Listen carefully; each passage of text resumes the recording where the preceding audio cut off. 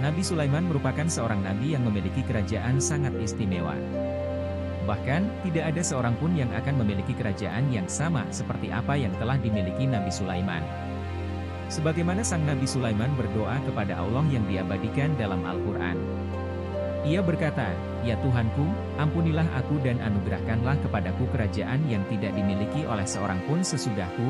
Quran Surat Syot ayat 35.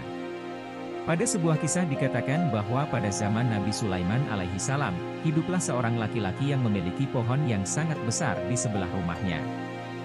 Di atas pohon tersebut terdapat burung merpati yang sedang bertelur. Istri dari laki-laki tersebut kemudian menyuruhnya untuk mengambil telur burung tersebut, dan ia melakukan apa yang diperintahkan oleh sang istri.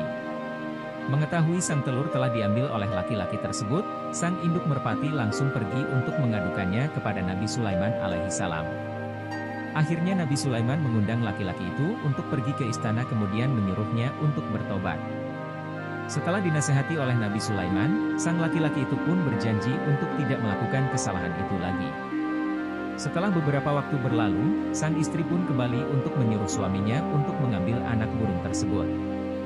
Namun sang laki-laki itu teringat akan janjinya, namun karena bujukan sang istri ia pun kembali melakukan perbuatan tersebut.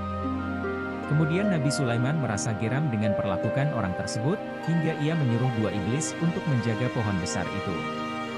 Jika ia memanjat pohon tersebut lagi dan mengambil anak-anak burung tersebut, maka lemparlah ia dari atas pohon itu, ujar Nabi Sulaiman.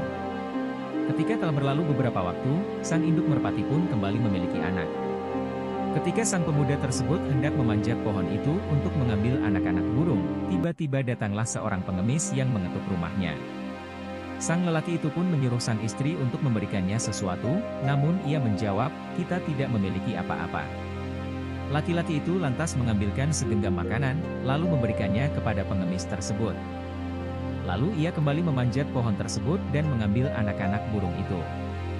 Ketika sang induk burung mengadu kembali kepada Nabi Sulaiman, ia pun marah kepada dua iblis yang diperintahkannya.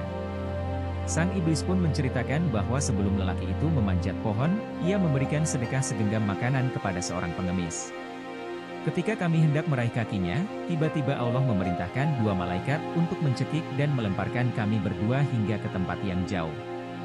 Dari kisah di atas dapat kita simpulkan bahwa sedekah memiliki banyak sekali manfaat, selain untuk membantu orang lain, sedekah juga akan memberikan keberkahan kepada orang yang bersedekah.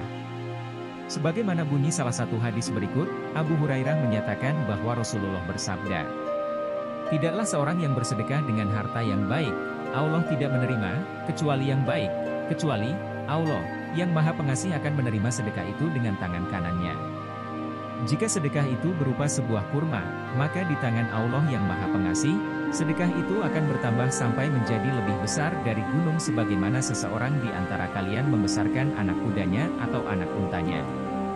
Hadis riwayat Muslim nomor 1684.